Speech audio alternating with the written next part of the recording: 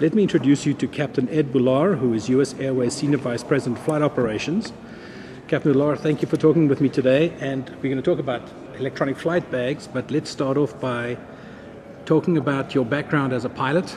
Tell us a little bit about your history as a pilot. Thanks for the opportunity to talk about this, Addison. First off, I went to Embry-Riddle in Aeronautical University, and coming out of Embry-Riddle, went into the Air Force. I started out in the Air Force after training, flying B-52s for a couple of years. I transitioned from B-52s into T-33s in Air Defense Command while they still had it. And I transitioned from the T-33 into A-7s. I flew A-7s for about 13 years, combination guard and active duty. I had about 7 years active duty Air Force and a total of 20 with guard time. When I left active duty Air Force, I joined US Air at the time. They had just changed from Allegheny to US Air, and I was assigned a flight engineer's position on the 727. I was at the right time, at the right place, and quickly moved up to first officer and checked out as a captain in a little less than 5 years on the 727 at US Air. And I flew captain on, the 727. I went to the 737 as a captain, then the 757, 76. I was in the training department when I was on the 737 as well. I was a federal examiner on the 737 as well as a senior check airman. I used to do a lot of factory deliveries back when they were new airplanes. So then I went to, like I said, 7576 and was a check airman on that. Went from training management into operational management, and from the 76, I transitioned over to the A330 about 6 or 7 years ago. How many years have you been flying as commercial? I started at US Airways in 1980. I started in Embry-Riddle in 1970, so I've been flying airplanes since 1970, but with the airline since 1980. How many hours do you have? Oh, I don't keep track anymore. It's in excess of obviously 15,000 or so. Okay. So let's move on to EFBs.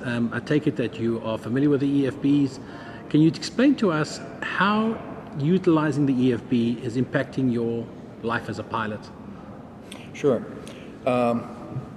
EFBs today are really, if you talk to most pilots, they will refer to iPads as kind of the EFB of today, when in fact they're not exactly an EFB. We have true EFBs on some of our airplanes. They're prototypes. We have our A330s equipped with them, and I have flown with them, and we have some narrow-body Airbuses that have true EFBs mounted in them. The iPad solution that a lot of airlines have made news with lately is something we were working on but have not implemented yet. Now, let's go back to the EFB itself. The EFB itself, the true EFB, provides us with a lot of opportunities. To me, the EFB is kind of like flying a fighter. It's a delivery platform. Fighters in of themselves, the A-7, for example, is nothing but a delivery platform for weapons. The EFB is a delivery platform for programs. And what the intent is with this, the next gen, is to apply programs that makes the airplane and the pilot more efficient, whether it's things like programs called interval management, a program called SAM, Surface Area Moving Map, which gives the pilot a display of ground traffic and warns him of impending conflicts, or allows the pilot to maintain visual separation from an aircraft that he's following in the pattern that may be in hazy conditions You can do that with an EFB and the other associated equipment that goes with those EFBs. And we're working very closely with a company here in Phoenix called ACSS that develops those softwares, and jointly we are testing those for the FAA. So that is a separate entity from iPads. iPads in use today with airlines have replaced paper. Now that's the obvious payback up front, the easy payback for airlines to say, okay, if I get rid of paper, that's easy to measure. Paper, a flight kit weighs X amount of pounds and it costs X amount of fuel to carry those pounds. So paperless cockpit is the first chunk, the low-hanging fruit of cost justification. iPads by themselves really don't get beyond that, because they can't run the software programs that I described, like surface area moving map, things like that. It's still new. Also keep in mind, iPads are a consumer product, not a commercial product. So there's concern amongst a lot of us in the industry, and it's not, we're using iPads like we talk about as a generic term, if you will, because there's other tablets out there in use. But for the sake of argument, let's just stick with iPads. We were going down the path before the Emerge announcement of using a device called TMI that would allow us to interface iPads to the aircraft so that you could use some of this software. In my mind, that's a bridge technology to true EFBs, because true EFBs goes back to what we're doing with the A330, which is experimental intrail spacing over the Atlantic. Right now, you need 80-mile separation over the North Atlantic. With intrail spacing, we can get down to 15 miles. So what that means is we can run a lot more airplanes on one track efficiently and climb them as you're burning off fuel and you want to climb to save fuel. You'll be able to do it with intrail spacing, and that's all because the airplanes will be able to talk to each other as well as ATC. I mentioned interval management. That's airplanes coming in, ATC says, American 123, we would like you to maintain 15-mile spacing on the aircraft in front of you.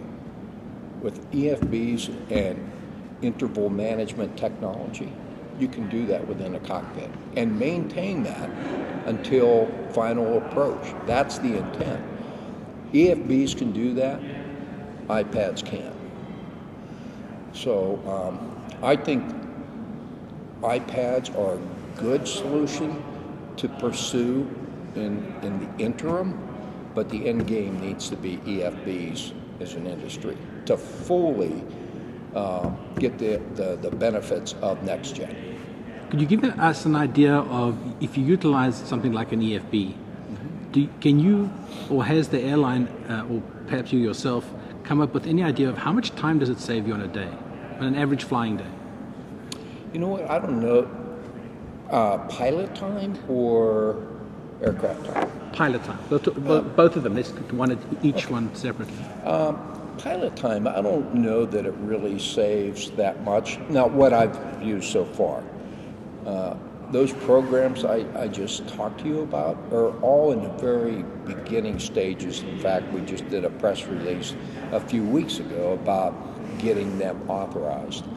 But my experience with the EFB right now, and that is loading your jet charts and different things like that, I don't know that it really saves a pilot a lot of time, but it sure makes it a lot easier and more convenient. You go into the library and you pull up the taxi charts, and just like a smartphone device, you take your fingers and you can spread it and blow it up and see this intersection or that intersection on the chart. Same way, you know, when I get to Europe and it's the wee hours of the morning, been flying all night, you pull up your arrival chart because you've already done that en route. And again, you know, if you need to squeeze it open a little bit to make it bigger, you can. And the guy next to you can highlight with his finger, here's airspeed restriction at this fix, here's your crossing restrictions, send it over to your EFB. So that, does it save you time? No. But is it more convenient? Yes. And I think it promotes teamwork in the cockpit. Right, so that speaks really to the safety issues, right? So Sure. there is some kind of an impact. It's just hard to quantify that, perhaps. Sure, financially you can't quantify safety, but I can tell you that surface area moving map program has huge safety implications. I mean, runway incursions have been a curse of the industry for many, many years, and we've all sought human factors fixes to it. No two guys heads down at the same time in a cockpit, both verbally acknowledging hold short instructions or runway crossing instructions. So we've done a lot of good in the industry with our policies and our training to minimize runway incursions. But surface area moving map goes way beyond that. It tracks where you are. Think of your car with moving map, and it had the ability to track all the other cars around it and give you a warning if there was an impending collision. That's what surface area moving map does. So the safety implications are huge with that. And any idea or any estimate on what an EFB impact is for the airline financially? I don't. You know, the gas savings, the fuel savings is obvious. But I can give you another example, and I can't quantify the money, but I will, just as a concept, say, look at what we're facing with this impending merge with American Airlines. I've been through 3 merges, this will be my 4th, and I can tell you that when you start changing and merging 2 pilot groups, 2 ops centers, there's a lot of paper produced because you have to bridge one group to the other, and that involves change. If you can get EFBs, if you can get all your employees on the electronic bandwagon, I can't even fathom the amount of paper that you save by pushing your changes through electronically to a tablet-type device. So in that regard, the tablets have a function that EFBs don't, because EFBs stay in the airplane. And there are some applications where the tablets would too. But in most applications, tablets are take-home devices with their pilots, and that's what we envision. I'll transition now into what we envisioned in this merge. The American pilots already they're just finishing up their issuing of iPads to their pilots. In our initial talks, and this is all planning now, we can't execute anything on the merge, but in the planning phase, we're saying, geez, if the U.S. Airways guys have iPads, and we know we're going to have to do distance learning, which is computer-based training, then it would be great for all of the pilots to have these devices so that we can push change to them and make it more convenient for them to conduct their distance learning. So there's a lot of advantages. How do you put the cost on it? That's to be worked out. Let's try it from another angle then. If you look at an EFB and its impact for people in your profession, are there any negative things that you can think of that come out of deploying this kind of technology? You'd have to really search to find a negative.